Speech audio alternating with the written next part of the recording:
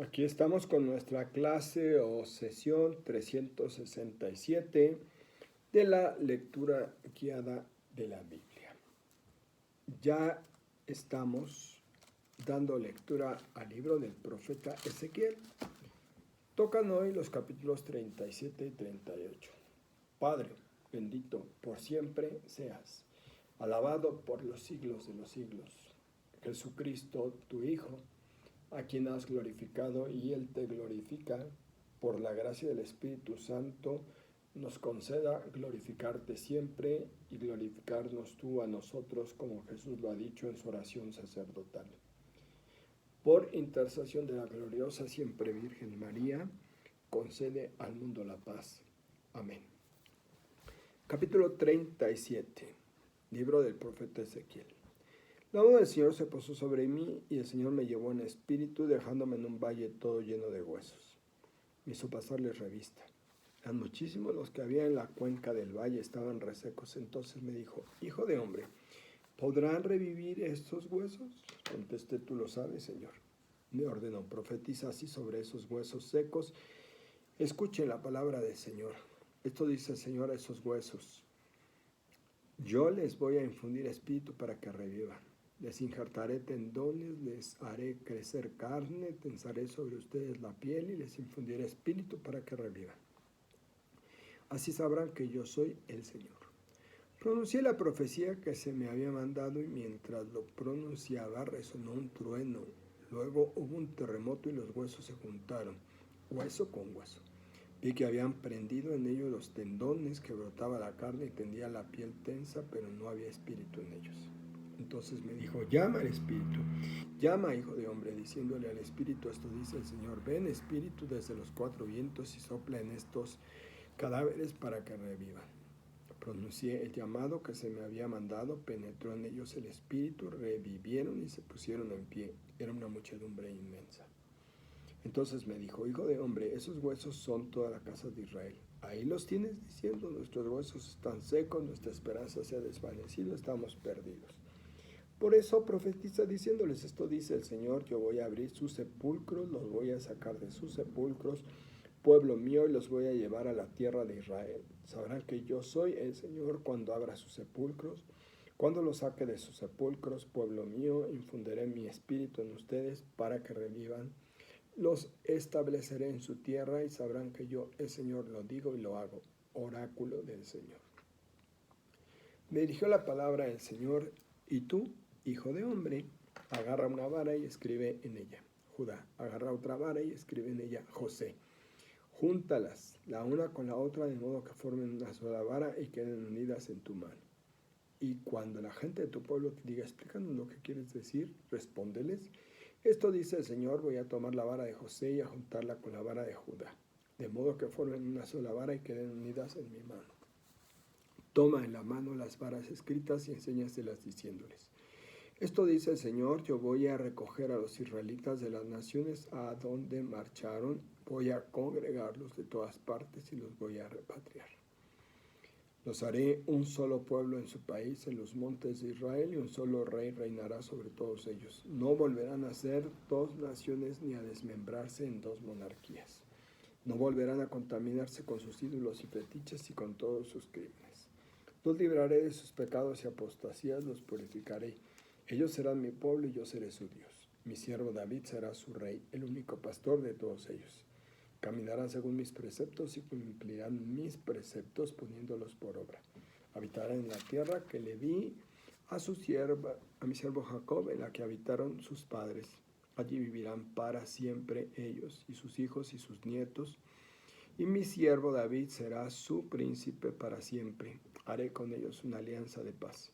Alianza eterna pactaré con ellos, los estableceré, los acrecentaré y pondré entre ellos mi santuario para siempre. Tendré mi morada junto a ellos, yo seré su Dios y ellos serán mi pueblo. Y sabrán las naciones que yo soy el Señor que consagra a Israel cuando esté entre ellos mi santuario para siempre.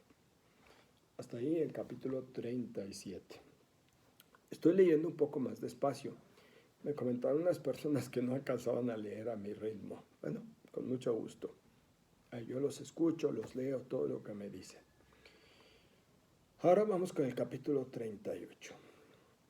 Me dirigió la palabra del Señor: hijo de hombre, vuelve tu rostro hacia Gog, jefe y caudillo de Mesec y Tubal, y profetiza así contra él. Esto dice el Señor: aquí estoy contra ti, Gog, jefe y caudillo de Mesec y Tubal. Te haré volver, te pondré argollas en la mandíbula, los sacaré a la lucha a ti y a tu ejército, caballos y jinetes, todos bien equipados, una milicia inmensa, con escudos y bien equipados, todos empuñando la espada. Parás, Nubia y Put van con ellos con todos sus escudos y cascos. Gomer y todas sus tropas. Bet Togarma, el norte remoto, con todas sus tropas, pueblos innumerables te siguen. En pie de guerra, prepárate tú con toda la milicia que tienes reclutada, manténlos alerta. Después de mucho tiempo, te pasarán revista al terminar los años, invadirás una nación rescatada de la espada, reunida de muchos países en los montes de Israel que fueron desierto. Fueron durante mucho tiempo. Fueron sacados de entre los pueblos y habitan todos confinados, pero tú te levantarás como una tempestad, avanzarás como un nubarrón hasta cubrir el país, tú con todos tus escuadrones y tropas aliadas incontables. Esto dice el Señor: aquel día te vendrán pensamientos y planearás planes malvados.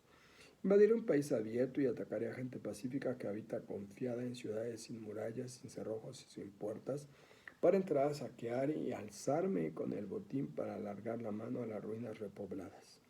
Atacaré a un pueblo recogido de entre las naciones que se ha hecho con ganado y hacienda y habita en el ombligo del mundo. Saba y Dedán, los mercaderes de Tarsis y todos sus traficantes te dirán: ¿con qué vienes a saquear? Has reclutado tu milicia para alzarte con el botín, para robar plata y oro, para arrebatar ganado y hacienda, para alcanzar con un rico botín. Pues bien, hijo de hombre, profetiza contra Gog. Esto dice el Señor: aquel día, cuando mi pueblo Israel habite confiado, te despertarás y vendrás desde tu territorio, desde el norte remoto, con tropas aliadas incontables, todos montados a caballo, una gran milicia, un ejército inmenso, y atacarás a mi pueblo Israel lo mismo que un nubarrón hasta cubrir el país.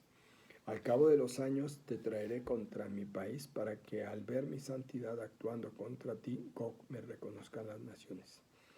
Esto dice el Señor: tú eres aquel de quien hablé antiguamente por medio de mi siervo los profetas de Israel. Ya entonces profetizaron durante años que yo te traería contra ellos. Aquel día, cuando Gog invada la tierra de Israel, oráculo del Señor, brotará mi cólera y mi indignación.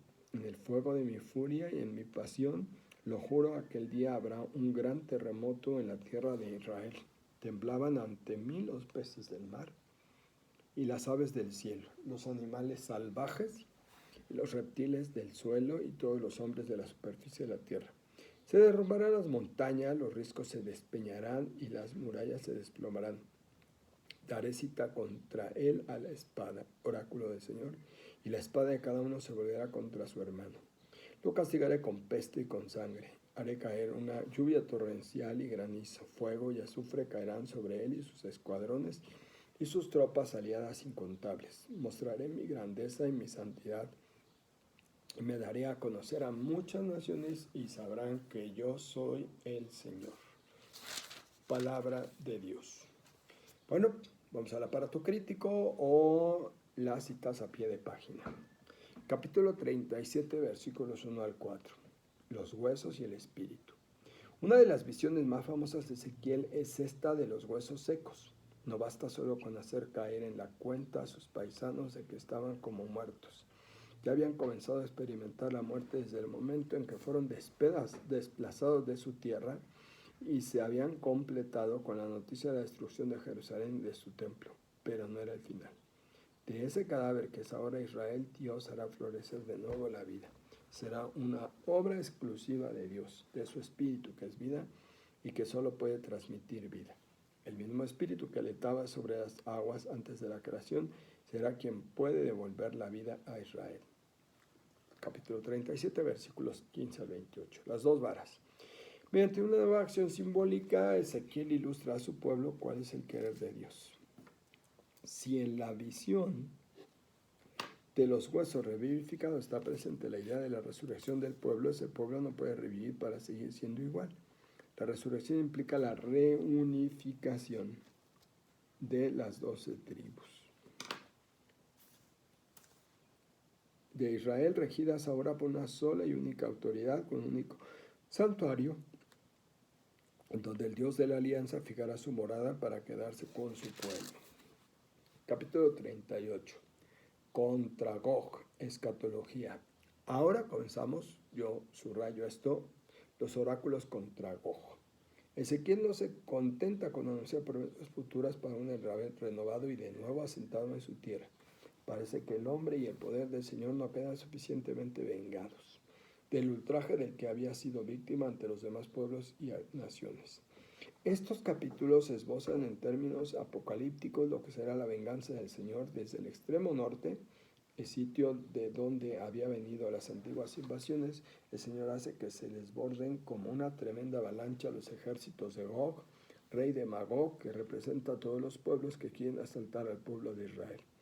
Ese Israel renovado que vive seguro en ciudades sin murallas, sin puertas ni cerrojos, será el lugar del encuentro de Dios con todos los enemigos de su pueblo, para tomar venganza definitiva, aniquilándolos a todos. Ese día del Señor será el día del triunfo final y de una paz definitiva para Israel. Explotará así finalmente a los ojos de las naciones la gloria de su nombre. Y semejante estallido manifestará que el fracaso y la humillación soportados por Israel se debían a su pecado, no a la impotencia de su Dios. Fíjense, subrayé aquí el día del Señor, un tema de los profetas. El día del Señor significa exactamente que el pueblo ha vivido la humillación por el pecado, no por la impotencia de Dios. Que nos quede claro. Nos continuamos mañana.